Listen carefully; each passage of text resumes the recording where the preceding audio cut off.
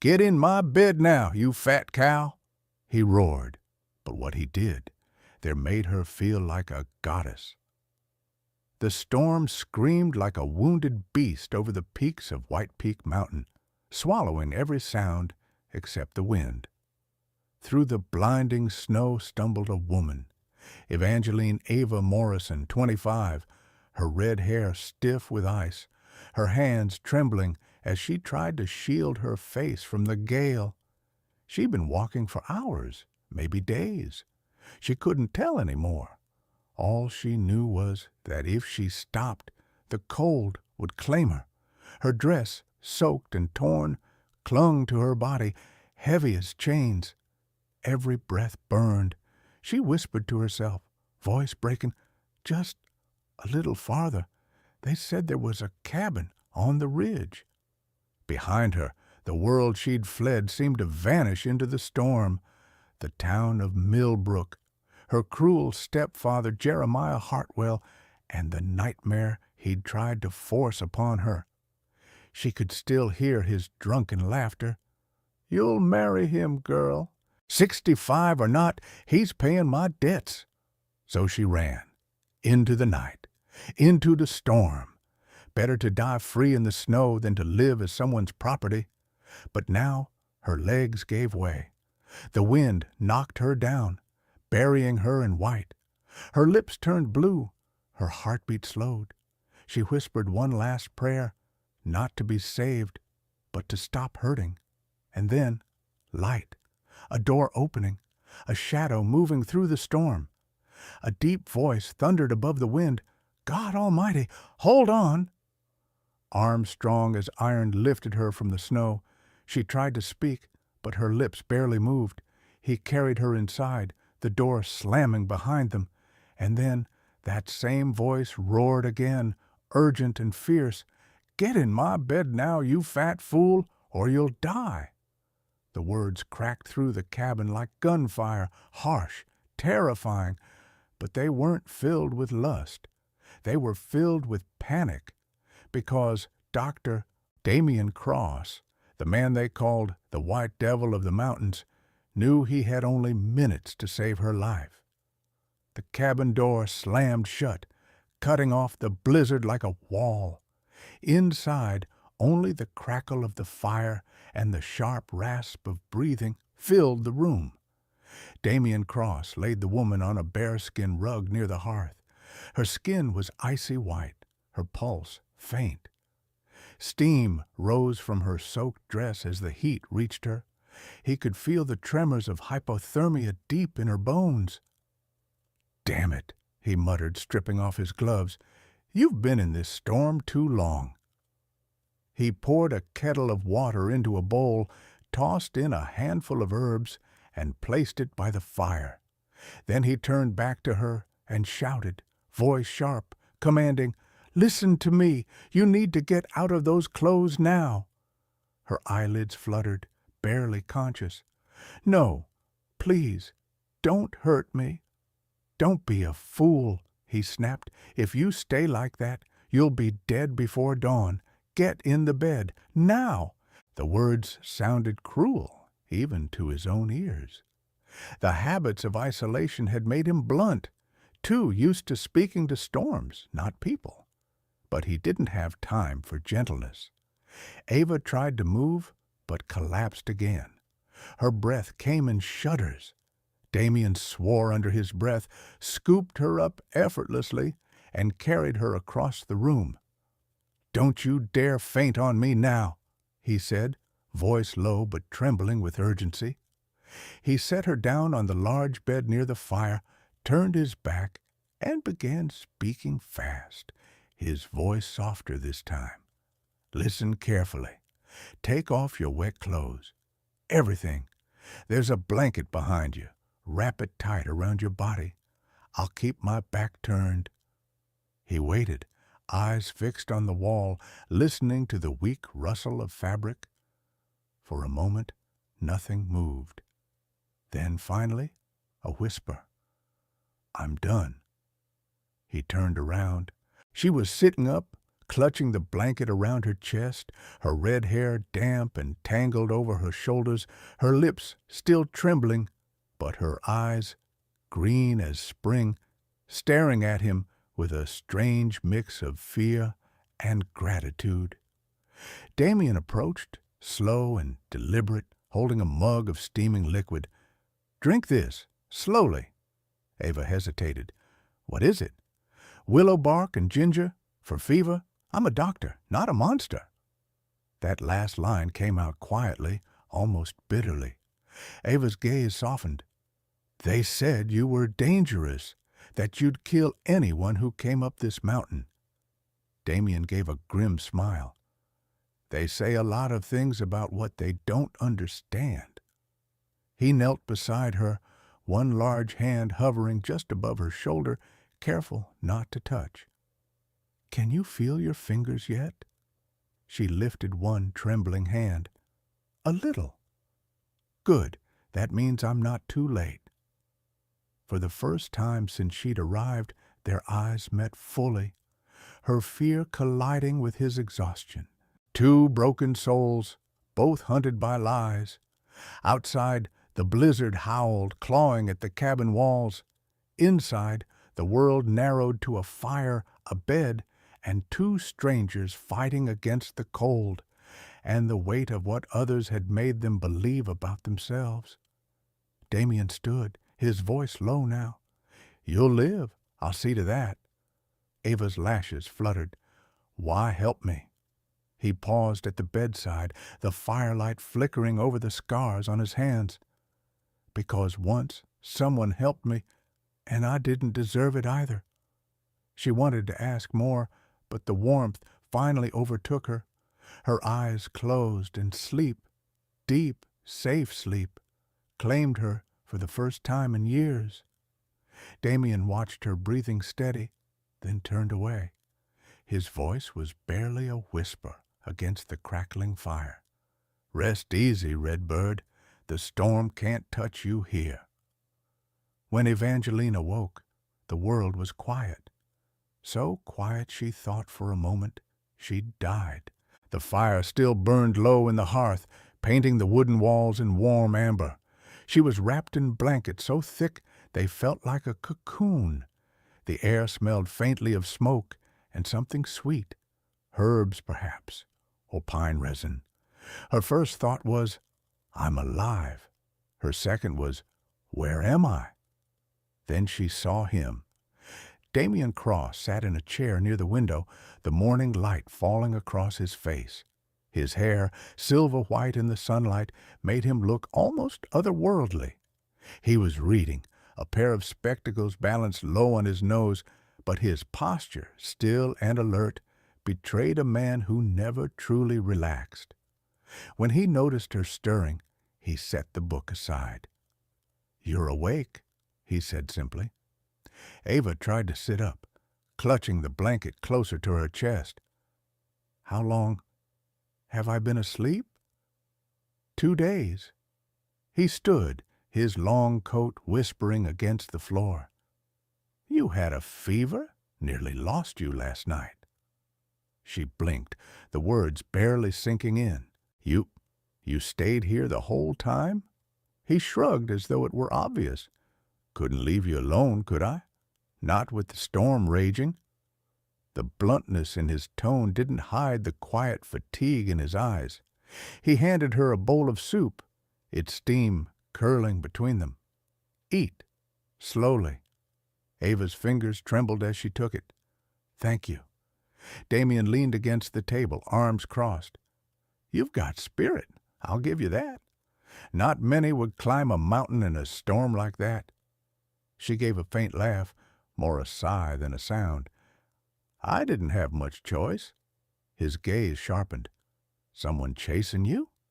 She hesitated. Then the words tumbled out. "My stepfather.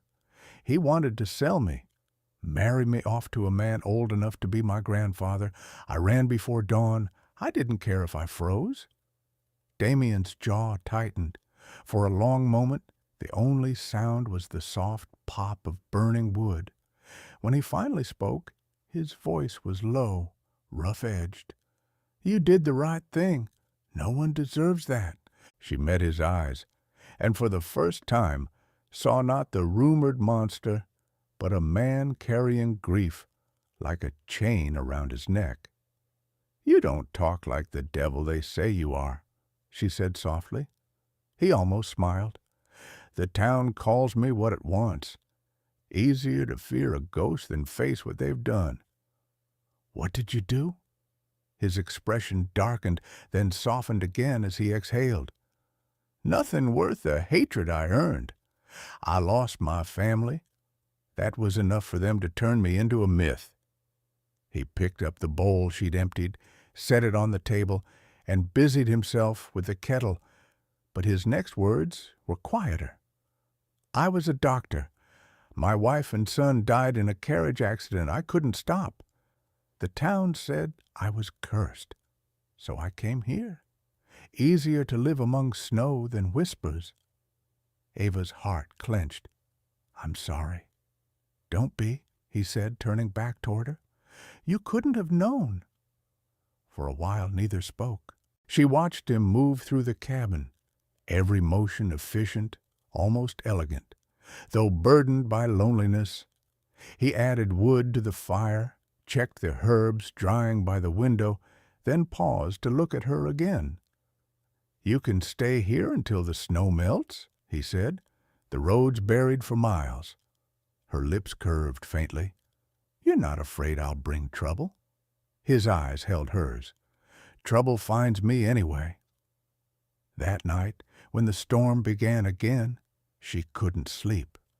The wind screamed like ghosts at the windows. At some point, Damien rose from his chair and added more logs to the fire. Ava whispered, half asleep, "Do you ever get used to the cold?" He looked at her for a long moment, then said, "You don't fight it. You make peace with it." When she closed her eyes again, the last thing she felt was the faint weight of another blanket being draped over her shoulders, and the realization that the man called the White Devil had a touch as gentle as falling snow. The storm lasted another week, but inside the cabin the cold began to lose its grip. The fire never went out, and for the first time in years, Evangeline Morrison woke to warmth that didn't come from blankets alone. It came from presence. Each morning, she'd find Damien Cross already awake, tending the hearth or scribbling notes in his leather-bound journal. His movements were precise but quiet, as though he'd spent years living by the rhythm of silence. He never said much, yet somehow his stillness filled the room. The first morning she was strong enough to stand, Ava tried to help with breakfast. She limped to the small kitchen, her legs unsteady but determined. "I can at least stir the soup," she said, cheeks flushed with embarrassment. Damien looked up from chopping wood by the door. "You'll rest, or you'll collapse again." "I've been lying in bed for days," she said, pouting slightly. "I need to do something." He hesitated, then handed her a wooden spoon. "Fine, but if you faint, I'm carrying you back myself." Her laugh was soft, genuine, the first he'd heard from her. As she stirred, the smell of herbs filled the cabin. Thyme, wild onion, venison stew simmering over the fire. Damien paused, watching her with quiet curiosity. Her red hair glowed like embers in the firelight, her cheeks pink from heat, her figure full and alive, so unlike the lifeless shadow he'd carried through the snow days ago. "You cook like someone who's done it all her life," he said finally. Ava smiled shyly. "When you grow up poor, you learn to make miracles from scraps. Food was the only way I could make my mother smile." Damien's gaze softened, a flicker of memory in his eyes. "My wife was the same. She said good soup could mend anything." The words hung between them like a fragile truce between past and present. Days turned into a rhythm. They fixed leaks in the roof together. She mended torn curtains while he replaced cracked window panes. She fed the chickens outside, laughing when one tried to steal her scarf. He split wood, and she teased him about how he looked more like a warrior than a doctor. At night, they ate by the fire, stew, bread, sometimes even roasted trout from the stream below the ridge. Ava insisted on doing the dishes. Damien insisted on checking her pulse afterward. "You still run cold," he said one night, pressing his fingers lightly to her wrist. She smiled. "And you still act like every heartbeat matters." He met her eyes, the faintest hint of a smile at the corner of his mouth. "They do." One evening, the wind outside moaned through the chimney, and Ava shivered. Damien looked up from his book. "Come closer to the fire." "I'm fine," she said, though her teeth chattered. "Ava." His tone carried quiet authority, the kind that came from saving lives. She sighed, rose, and sat on the rug near him. He reached behind and tossed another blanket over her shoulders. "You never listen." "You're bossy," she teased. "I'm alive because of it," he replied. The silence that followed wasn't awkward. It was full, the kind that only existed between two people who had begun to trust each other's presence. After a moment, she asked softly, "Do you ever get lonely up here?" He didn't answer right away. The firelight flickered in his ice-blue eyes. "Lonely and peaceful look the same when you've been hurt enough," he said finally. "But yes, I was lonely." Ava's fingers tightened around the blanket. "Not anymore, I hope." That drew a real smile from him. "Not anymore." In the days that followed, Damien taught her small things. How to light a fire without smoke, how to set snares, how to read the weather from the color of the sky. In turn, she taught him to laugh again. He caught her once humming while she cooked, the tune gentle and old. "What's that song?" "My mother's lullaby," she said. "She used to sing it when the storm scared me." Damien nodded, the memory of his own child flickering behind his eyes. "It's beautiful. Keep singing." So she did, and each night, as the snow outside deepened, the sound of her voice softened the walls of the cabin, until it felt less like a shelter and more like a home. One morning, when the snow finally stopped, they stepped outside together. The world stretched before them, blank and endless, the light so bright it hurt to look at. Ava's breath fogged in the air. "It's beautiful," she whispered. "It's quiet," Damien said. "The mountain always gives silence before peace." She turned to him, smiling faintly. "Then maybe it's time we both start listening." For a moment, they stood there in that quiet world, a man once called a devil, and the woman who had wandered through hell to find him. The thaw came slowly, as if the mountain itself didn't want to let go of them. Drips of melting snow ran from the eaves, and the road that had been buried for weeks began to show a dark ribbon of mud beneath the ice. To Evangeline Morrison, the change should have meant hope. Instead, it brought dread. She stood by the window one morning, watching the fog curl off the ridge. "When the trail opens, I suppose I'll have to decide where to go," she murmured. Damien Cross didn't look up from the tools he was cleaning. "You don't have to decide yet. But you know I can't stay here forever." He hesitated, setting down his scalpel. "I know."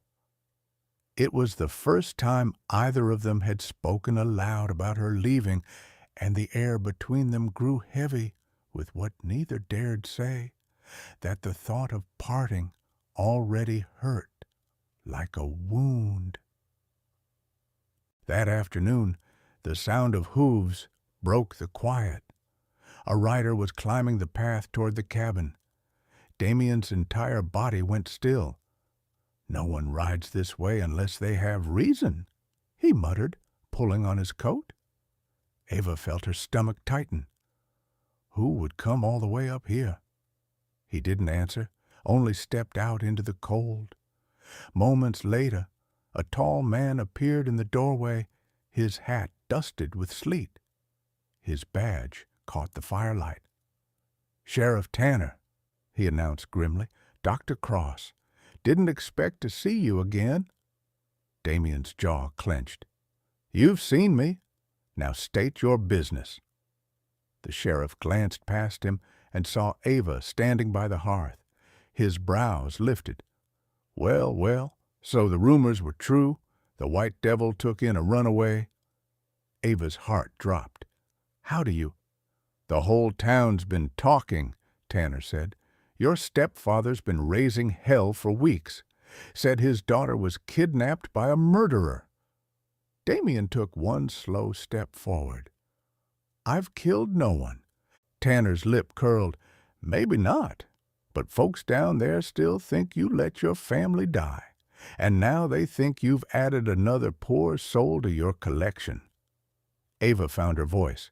"That's a lie. He saved me." The sheriff studied her, his tone softening slightly. "Miss Morrison, no one's saying you aren't grateful, but you've got people worried. You disappear into a blizzard, end up living with a man the town fears. It doesn't look good." Damien's hands tightened at his sides. "Tell Hartwell his claim is worthless. The woman is free to make her own choices." The sheriff's eyes flicked between them, sharp and knowing. "Be careful, Doc. You know how Millbrook deals with things it doesn't understand." Then he turned and left, his horse's hooves fading into the fog. That night, Ava found Damien sitting outside, a bottle of whiskey untouched beside him. "You heard him," he said quietly. "They'll come. Maybe not today, but soon. Men like Hartwell don't forgive losing control." She knelt beside him, placing her hand over his. "Then we'll face them. Together." He shook his head. "You don't know what that means. I've seen mobs burn men alive for less.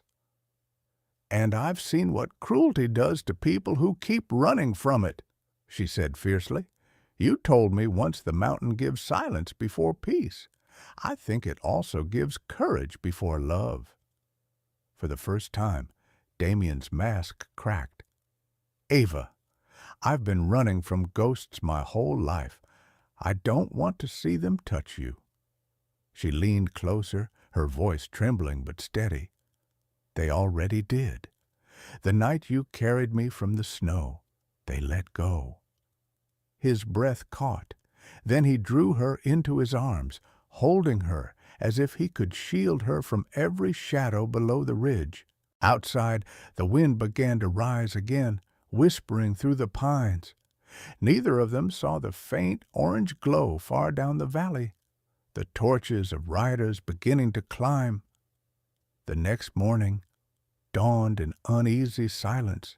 The air was heavy, the sky bruised with snow clouds again, the kind that promised more than a storm. Damien Cross was already outside splitting wood when the first sound reached him, the low rhythmic thud of hooves. More than one horse. He dropped the axe. His eyes narrowed toward the slope below the cabin. Evangeline Morrison stepped out onto the porch, wrapping her shawl around her shoulders. "What is it?" He didn't answer right away. Then she heard it too, the echo of voices carried on the cold wind. "Riders," Damien said quietly. "At least 6 of them." Ava's stomach turned to ice.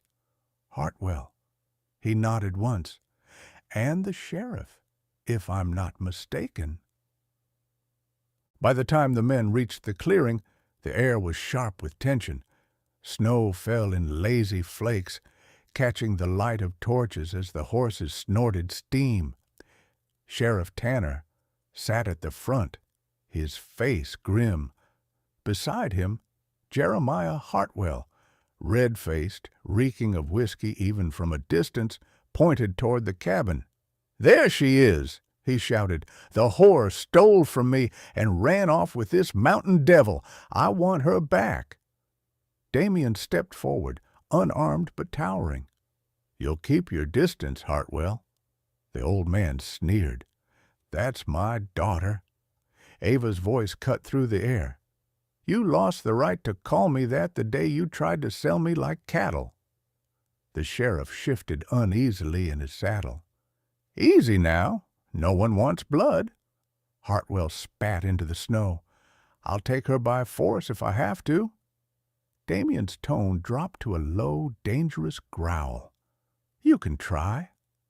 The riders shifted, their hands hovering near their holsters. The mountain wind moaned between the trees. Tanner raised a hand. "Doc, don't do this. If you resist, they'll make you out to be a murderer again." Damien's eyes never left Hartwell. "And if I let him take her, what will that make me?" Ava stepped beside him, trembling but resolute. "You won't take me back, Jeremiah. I belong to no one but myself." Hartwell barked a laugh. "You think anyone'll believe you? Look at you, fat, ruined." He didn't finish the sentence because Damien moved, not fast, not wild, but with a controlled fury that froze everyone in place. In 2 strides, he was in front of Hartwell's horse, grabbing the reins and wrenching them downward. The animal reared, and Hartwell tumbled into the snow.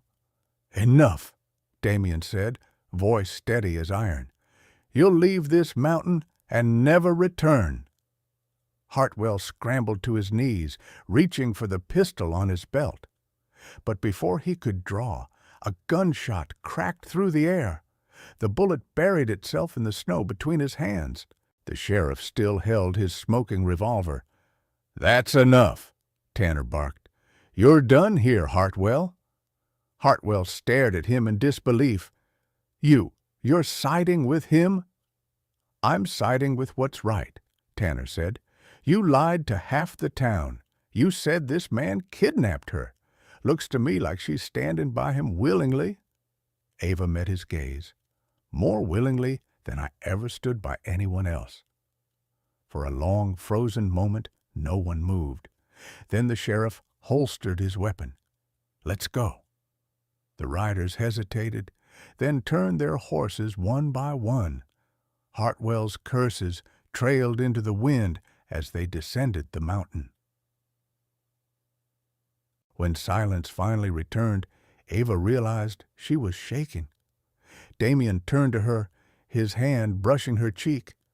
"You didn't have to stand up to him," he murmured. "Yes, I did," she said softly. "You fought for me. It was time I fought for myself." He looked at her for a long moment, then pulled her into his arms. The firelight from inside the cabin spilled across the snow, wrapping them both in warmth. The danger had passed, but the choice had been made, not by the sheriff, not by Hartwell, but by the 2 souls who refused to be broken again. That night the mountain was silent again. The torches had vanished into the darkness below, and only the soft hiss of the fire remained. The storm had passed, outside and within. Evangeline Morrison sat beside the hearth, her shawl draped loosely around her shoulders. The orange glow brushed her face, softening every scar the past had left. Across the room, Dr. Damien Cross tended the embers, pushing a fresh log into the flames. For a long time, neither spoke. The cabin felt different now, not a refuge of exile, but a home born from defiance and care. Finally, Ava broke the silence. "They'll talk about us down there, won't they?" Damien glanced up. They always talk. It's what small towns do when they don't understand something pure. She smiled faintly. Then let them talk. He crossed the room and sat beside her. For a moment, he simply looked at her, the woman who had walked into his storm and somehow quieted it. "You changed everything, Ava," he said softly. "For years, this house was nothing but wood and grief. Now, it breathes again." She reached for his hand, threading her fingers through his. "And you gave me back my life. You made me believe I was worth saving."